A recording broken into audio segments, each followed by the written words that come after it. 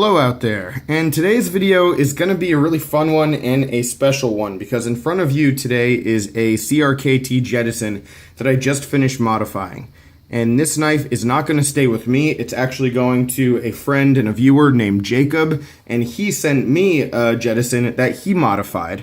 So it was a little bit of a trade, something fun that he suggested a couple months ago, and it's finally come to an end. And what I was planning on doing was showing my knife first and then unboxing his live and getting an initial reaction to what his knife looks like. I thought that would be pretty neat. But that didn't work out because honestly, I was blown away by what his knife looks like. And so my reaction on camera was not perfectly appropriate, let's say. And so we're going to hold off and start with my knife first, and then I'll bring his in and you'll understand why I am so impressed with it. All right, and if you have seen some other knife mod videos of mine in the past, this one might be a little bit longer than those because it is something that he will be watching. I want to go really in depth with all of the things that I tried and then what I ended up settling on. All right, so here we have that CRKT Jettison, and we're going to start with the blade. The modification is a dual layer acid etch. That was not the intention. For anyone who is getting into knife mods and acid etching, a really good way to cover up any blemishes or mistakes is just making a second layer of the etch. You can see I still have like nail polish and just like filthy hands right now because I just finished this. But a good way to hide any mistakes is by doing a secondary layer because it just makes it more of a texturing thing and not something that has to be perfectly clean.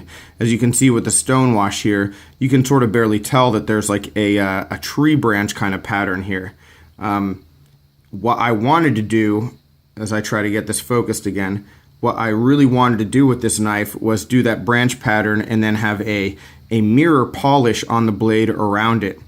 And it was a pretty clean result, but it just wasn't clean enough. And the contrast of the polish to the etch just didn't look the way I intended it to. So that's sort of where we are as far as that goes. One neat thing though, if you are able to get this up close and if you can really see and understand like that branching pattern, it does roll from one side all the way and continue to the other. So I'm not sure how well you're going to be able to see this on camera because of the stonewash.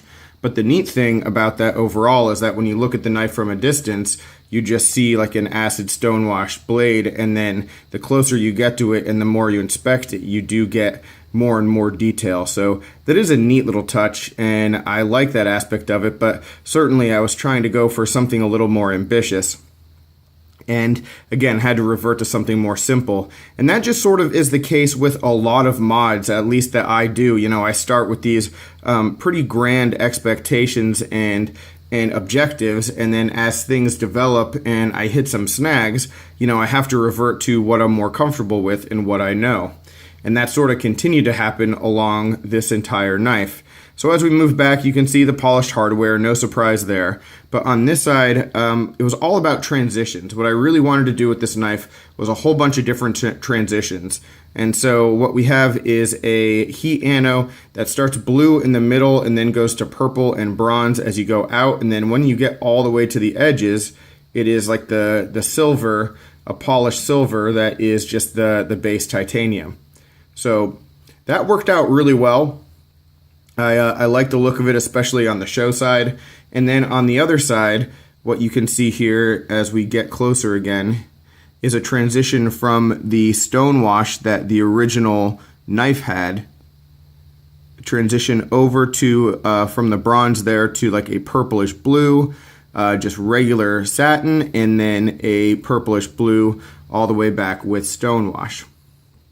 So what I was trying to do here, and God, that failed too, but what I was trying to do here was more of I was trying to acid etch the titanium, and it didn't work. And there's a lot of stuff that I just try, and I don't really like do any research. I just figure it's going to work and don't really look into it. And for whatever reason, titanium didn't acid etch at all. So, I mean, I had these plans to do a heat ano and then like a splotch pattern transitioning into an acid etch and then out of it. And it would have been really neat. It's something that I've done before on the Kershaw strobe quite a while ago, and it was something that I wanted to try again on this knife. And obviously with the acid not taking at all, it just completely failed. But overall, I think the adjustment went pretty well. You're not really able to see it on camera very well, but the way that this transitions on the backside is actually pretty cool, going from the stonewash to just a more of a polished finish and then back to the stonewash. The distinction is pretty neat there. But again, those were the things that I was trying to do. Didn't really quite work out, so I made the adjustment, and again, I think it is pretty okay at the end of the day. And then one big change as we get to the back of the knife is I completely changed the backspacer. So this backspacer had a lanyard hole attached to it, since this knife doesn't have a clip. And I asked Jacob early on, just casually, if he cared about using a lanyard on it, and he did not. So I just decided to get rid of that. I just cut it off and polished the whole thing up. Made it a little more streamlined. He said this would probably be a back pocket knife anyway. So that's what we have. A pretty cool little back pocket knife. And a fun one to work on. Really simple construction here. Putting it back together was great because it locks up and functions perfectly. So that's always the goal when it comes to a modification.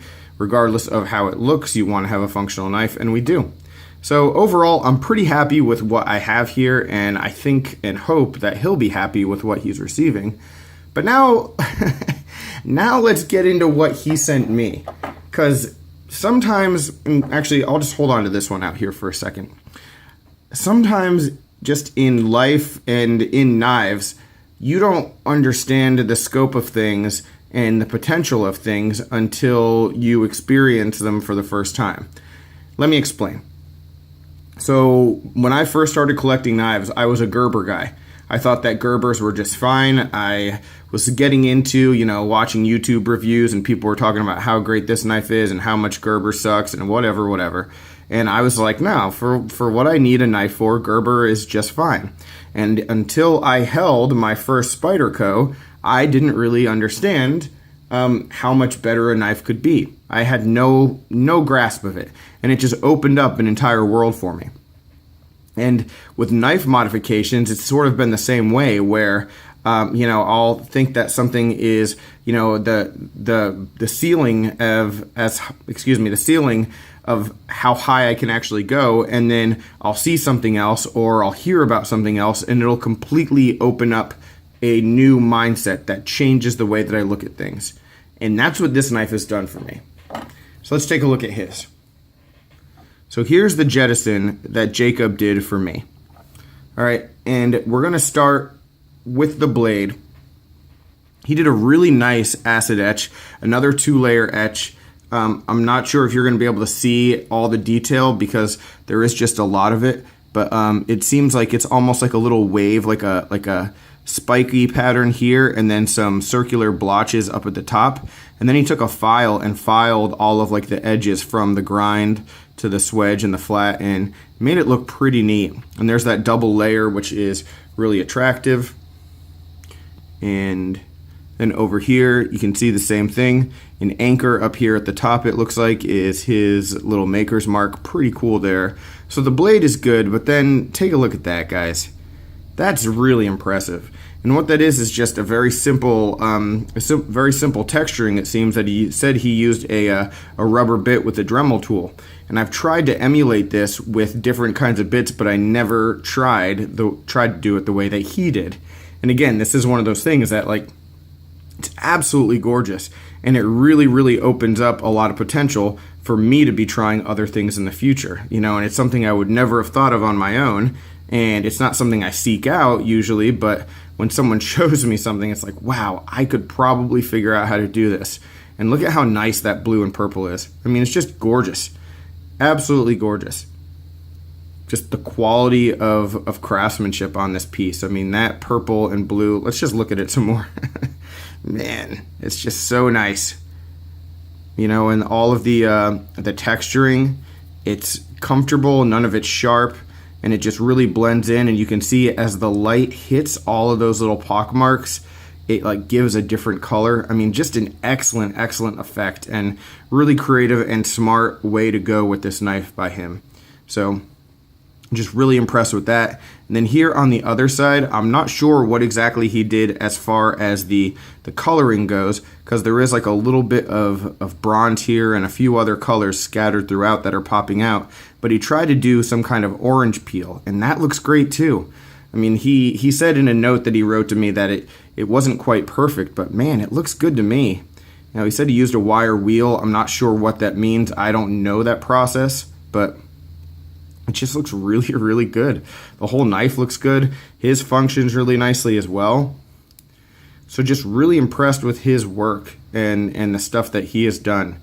And not to belittle that in any way, shape, or form, but it really makes me feel like an amateur. And I think that with him also being an amateur, this is definitely stuff that anyone can do. And you just have to put your mind to it and look into all the processes. I'm not sure where he came up with the ideas, but they're his ideas. So, I mean, I'm not going to dig in too far to that, but man, it's just so cool. And then you can see he threw this lanyard on with a nice little anode bead. So that looks great. So overall, really impressed. I was not expecting this level of quality. I wasn't expecting it to just blow me away like this. So yeah, a really neat modification. One thing that we did want to do was have our two knives next to each other. So I will finish the video with that. And yeah, there you have it, guys. So two modified CRKT Jettisons. Just really nice work by him. Really thankful to have this as a piece that is not only a gorgeous knife, but something that signifies a good, strong friendship here in the knife community. So thanks for watching. Any questions, comments, complaints, suggestions, as always, let me know down below. I would love to hear from you, but I will talk with you soon. Take care and have a good one.